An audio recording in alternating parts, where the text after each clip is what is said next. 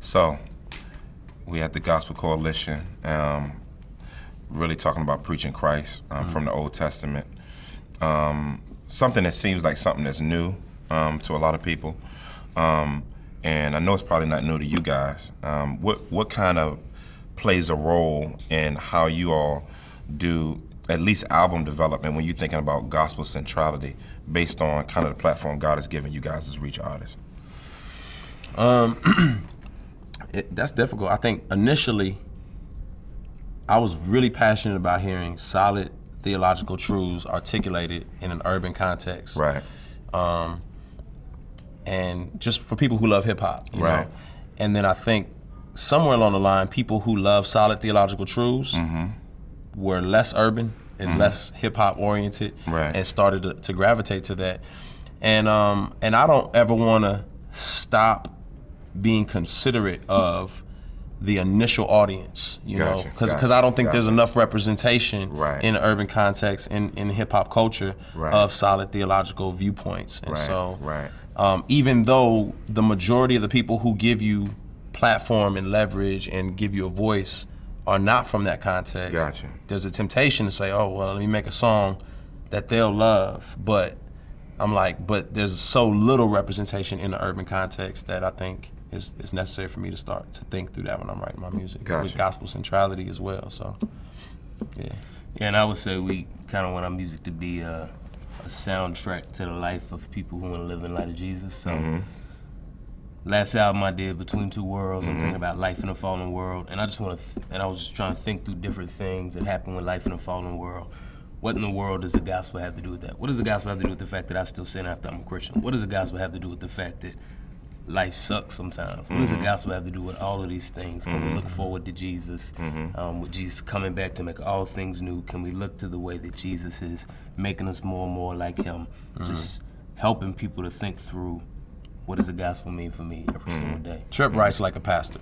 He writes his music like a pastor, literally like a pastor approaches a sermon. That's hilarious. Like, straight up. That's what's up. That's what's up. I do appreciate it. Like, I think that's dope. So in light of that, because both of y'all mentioned something in particular, y'all mentioned audiences and y'all mentioned content. Yeah. Talk to us about, you know, this resurgence of sorts for Urbana, an urban context, in a city ministry, and trying to engage that context with the gospel. What kind of goes through your mind when you are thinking about a sort of resurgence or redevelopment or whatever we want to call it? There's a bunch of R's, right? Yeah. But you know, what's kind of brewing in you guys as you all are thinking about what maybe God is doing to bring some attention to these areas, man? For me, it's a love hate. It's a joy.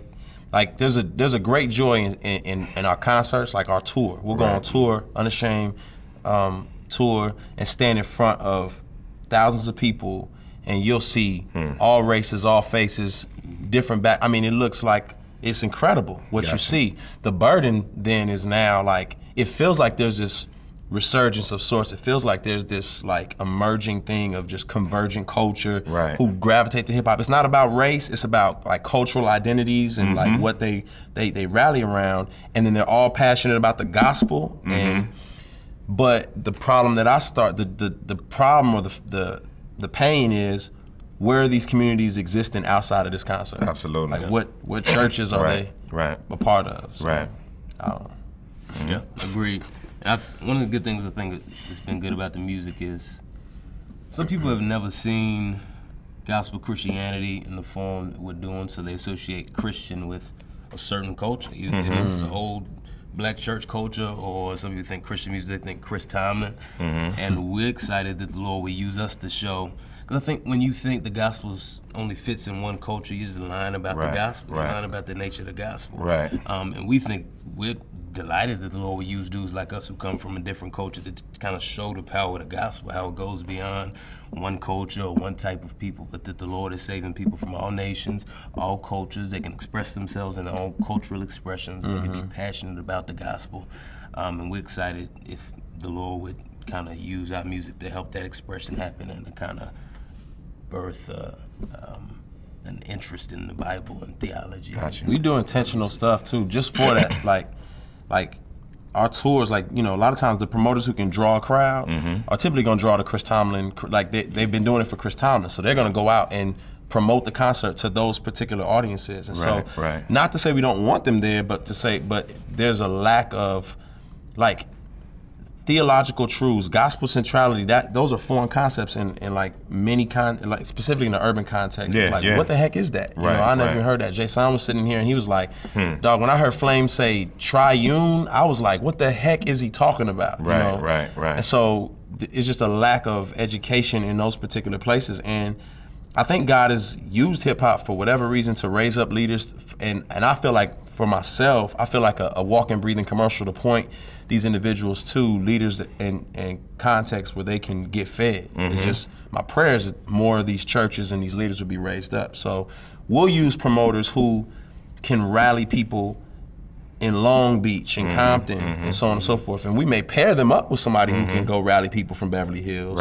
But we need to see Long Beach and Compton in that concert. You know?